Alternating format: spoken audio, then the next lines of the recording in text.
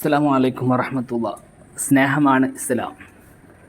പരിശുദ്ധമായ ഇസ്ലാമിനെ ആഗോളതലത്തിൽ ഇസ്ലാമിനെ കുറ്റപ്പെടുത്തുമ്പോൾ പരിശുദ്ധമായ നബി സല്ലല്ലാഹു അലൈഹി വസല്ലമ തങ്ങളുടെ വചനങ്ങളാണ് നമുക്ക് ഓർമ്മ വരുന്നത്. മുത്തുനബി സല്ലല്ലാഹു അലൈഹി വസല്ലമ തങ്ങൾ പഠിപ്പിക്കുന്നു, ഒരാൾ സ്വർഗത്തിൽ കടക്കണമെങ്കിൽ ഈമാൻ വേണം. മുഅ്മിനാവണമെങ്കിൽ, പരിപൂർണമായ മുഅ്മിനാകണമെങ്കിൽ പരസ്പരം തമ്മിൽ സ്നേഹിക്കണം.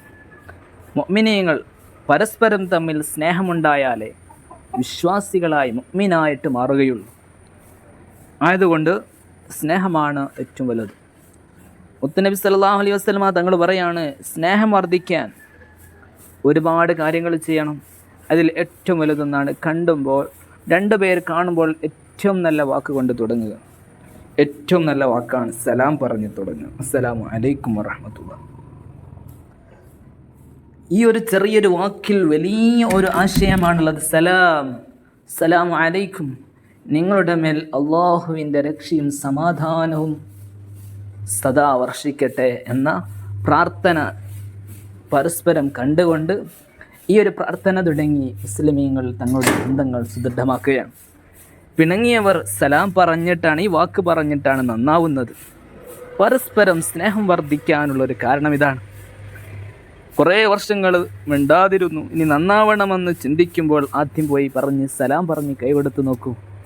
ഒരൊറ്റ സലാം പറച്ചിലിൽ ഇതുവരെ പരസ്പരം തെറ്റി നിന്നവർ എങ്ങനെ സംസാരിക്കുമെന്ന് മനസ്സിൽ കൊണ്ടുപോയി നടന്ന ആ ഒരു വികാരം, അതൊരൊറ്റ സലാം പറച്ചിലിൽ ആ ബന്ധങ്ങൾ, എത്ര പിണങ്ങിപ്പോയ ബന്ധങ്ങളാണെങ്കിലും അത് സുദൃഢമാക്കാൻ കഴിയുന്ന വാക്കാണ് അസ്സലാമു അലൈക്കും വറഹ്മത്തുള്ളാഹി.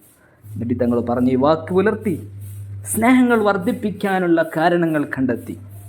നമ്മൾ സ്നേഹങ്ങൾ വർദ്ധിപ്പിക്കുക, എല്ലാവരോടും സ്നേഹിക്കുക, അതാണ് ഇസ്ലാം പഠിപ്പിക്കുന്ന സന്ദേശം. ഇന്ന് ശൈഖുനാ സുൽത്താനുൽ ഉസ്താദ് നിമിഷപ്രിയ എന്ന് പറയുന്ന മുസ്ലിമായ സഹോദരിയുടെ പോലും ഇടപെട്ടുകൊണ്ട് ഉസ്താദിൻ്റെ സ്നേഹപ്രകടനം ഇന്ന് അഭിനന്ദനാർഹമായി കൊണ്ടിരിക്കുകയാണ്. അതാണ് നമ്മൾ ചെയ്യേണ്ടത്. ജാതി നോക്കാതെ, വർഗം നോക്കാതെ, ഗ്രൂപ്പ് നോക്കാതെ എല്ലാവർക്കും സ്നേഹം നൽകുക. അതാണ് ഒരാളുടെ വിജയത്തിൻ്റെ നിദാനം. അല്ലാഹു തൗഫീഖ് നൽകട്ടെ.